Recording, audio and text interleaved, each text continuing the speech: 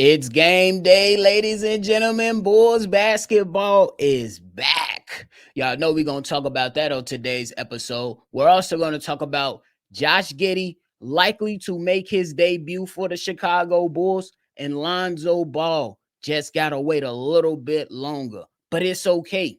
I'm here to talk about all that, break it down, but you got to hear the music first.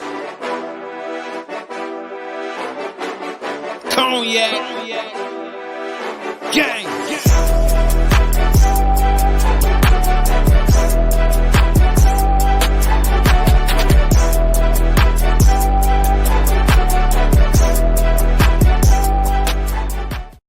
Shy Bulls podcast with the Cognac Boys. I'm Cognac Boy Bobby, and I'm holding it down on today's daily episode. If you're new to the channel, hit the like button, subscribe to the channel, and for the people that's been rocking with us, welcome back.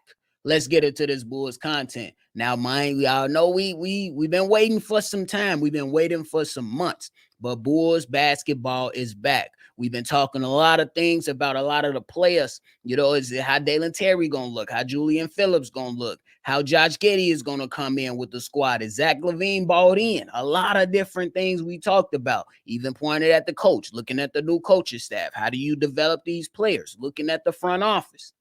But none of that matters anymore, because now it's time for these guys to absolutely put it on wax.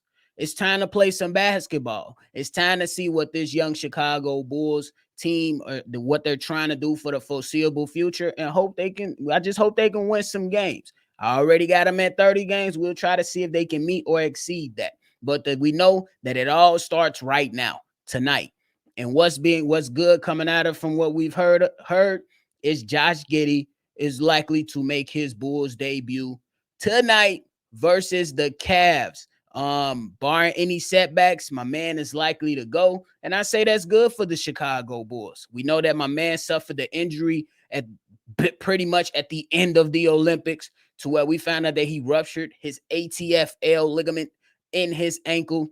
And he's been working back, started off training camp, working off to the side, but then became a full participant, and he looks like he's ready to go. So I'm happy for him. And this is good for the Chicago Bulls because they need to be building chemistry. They need Josh Giddey to go out there and see if he can build the chemistry up with his teammates. This is a guy that I'm predicting that's going to help, that's going to have the ball a lot in his hands, and he's going to have to go out there and be that driving force that the Chicago Bulls need. We need that guy that can help facilitate some things. And with the talent that he has, I'm anxious to see how it molds together. We've received reports that talked about how we are talking about Josh Giddey, about how Josh Giddey and Zach LaVine have been building that chemistry up. I'm anxious to see what does the chemistry with Josh Giddey and Kobe White looks like. I'm interested to see how Patrick Williams get involved with Josh Giddey. Does Josh Giddey open up some things in transition for Ayo Dosunmu, P. Will, and all the other young athletic guys on here? What the open shots will look like? Will we be a force in the paint going to the basket? They're just anxious to see Bulls basketball. I do understand it is preseason, so we do have to pump the brakes because it's going to be, guys are not going to be coming out here playing 30, 45 minutes, 40 minutes in the preseason. But it's going to be interesting to see because the Chicago Bulls need Josh Giddey. That's what I go back and I tell y'all all the time. The Josh Giddey trade for Alex Caruso told me that this is a guy that the Bulls are banking on is going to be here for some time. So I'm anxious to see it. But then on the flip side of Josh Giddey being able to make his Bulls debut tonight versus the Cavs, we do have to hold off before we see Lonzo Ball make his return to the Chicago Bulls, because it's most likely not going to happen tonight. According to Darnell Mayberry from The Athletic, Billy Donovan still believes there is a longer ramp-up period that Lonzo Ball may require before appearing in the game. And it's okay. I know it's going to be some people like, man, we want to see him. Let's just go out there and let's let him play. But it's okay to take your time with this Chicago Bulls and fans. It's okay to let's take our time with this. It's only preseason game 1. We will have 4 more preseason games to come, and we shall see what happens with the squad, how they develop, and how they work on getting Lonzo Ball re-engaged with basketball activities. I understand that he's been doing the 5-on-5 stuff. I understand that he hasn't had any pain in the knee, but it's okay if you want to take your time just to place a little bit more emphasis on the basketball activity just so you can see the response of what's going on with his knee. You know what I'm saying? Not saying like that is going bad, but you want to see how the knee reacts to, a consistent workflow per se.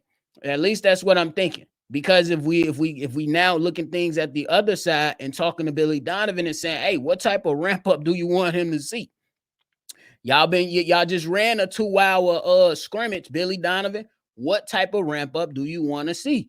You know what I mean? You just ran a 2-hour scrimmage. He's been active and fully participating in training camp. He's saying that he's feeling good. Everybody's saying that the IQ is still there. And he believes that he's taking steps forward to getting better and better each and every day. What type of ramp up do you want to see? That could be something that a lot of us could be asking on the other side of it. Like, bro, we just want to see him play. What type of ramp up do you want to see? Because on one end, you could say, yeah, let's run him through more practices. But then on the flip side, you could say, wouldn't a good ramp up or a good way to see how his knee is going to react to the game of basketball is by simply placing him in the game? And I understand that argument as well. I can't push back on that because that makes sense. But then on the flip side, you have to protect the player from the player. We know he's anxious to return. It's been 2 years since he played basketball. Sometimes you just got to ease on into it, because if we keeping it real, we'd rather have Lonzo Ball for as many games as we could for the season than just for 5 games in the preseason. So I would say right now, we chill, we relax and see what happens. Now, if it gets to a situation and they don't play him at all in preseason, I think that's when we have to start to have another conversation, because I think that if you set up some time to allow him to play in preseason, yes, is gonna be some challenges, obviously, but remember, he's not going to be going up against the best of the best in the NBA the entire preseason. The Chicago Bulls, there's going to be guys and other teams around the league that are, resting up for the start of the regular season.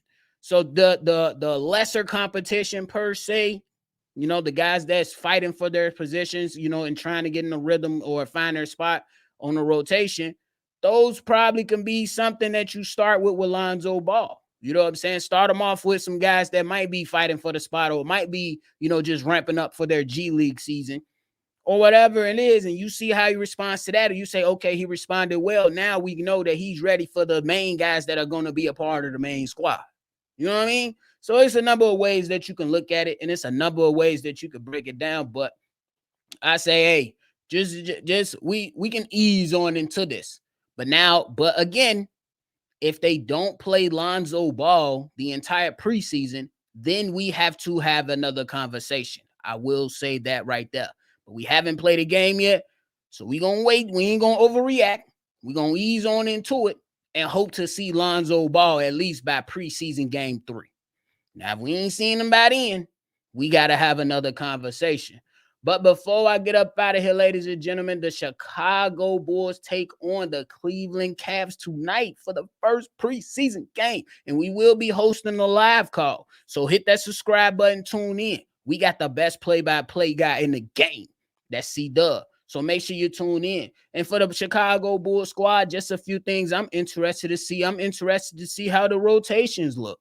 I'm predicting that the Chicago Bulls start the game off with a lineup that looks like Josh Giddey, Kobe White, Zach LaVine, P. Will, and Nikola Vucevic. That's what I'm predicting. Is Billy Donovan willing to surprise some people and give Jalen Smith a real chance? I don't know. But it'll be interesting to see what that starting lineup will look like coming out in preseason game 1. It won't be the end-all, be-all if there is a surprise, but it's interesting to see where Billy Donovan is going to go with this. Also, I'm interested to see what the rotation is looking like. Is Ayo the first man off the bench? How many minutes you going to give him? You know what I'm saying? I know it's going to be hard to kind of gauge all that because I don't expect these guys to play the full game. But it's just going to be interesting to see how Billy Donovan fits these guys in there. And I expect guys like Dalen Terry, Julian Phillips, and some of these guys that's trying to make the team receive more playing time than the guys that we believe are going to be a part of the main squad. I'm interested to see that. I'm interested to see the play style. They talked about the 14-second shot clock.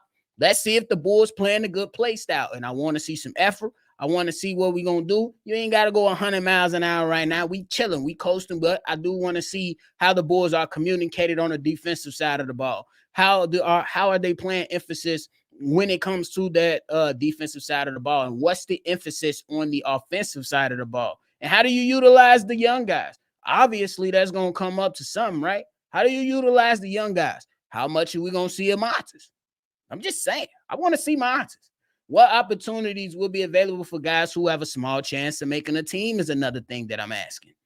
Can the Chicago Bulls keep up with the Cavs? The Cavs, they got some chemistry. They got some guys around. So it's going to be fun to watch. That's what I do know. It should be fun to watch. We're not going to sit here, overreact, tweak out. We're just going to have some fun and enjoy the fact that we are entering the best time of the year. We got the holidays. We got football. We got basketball. Hey, the best time of the year, man. It's coming closer and closer. But ladies and gentlemen, let me know your thoughts all down below. Let me know how you feeling about today's show and the topics that we discussed. Are you excited about Bulls basketball? If you're not, why? If you're not excited, why? But that is it, ladies and gentlemen. Hit the like button, subscribe before you roll out. If you want to be a part of this weekend's mailbag episode, make sure you call in, state your name, leave your take. The number to do so is 773-242-9219. Thank y'all, Bulls Nation. Make sure you always see red. Y'all already know. I'm going to catch y'all on the next one. For sure. Cognac. Gang.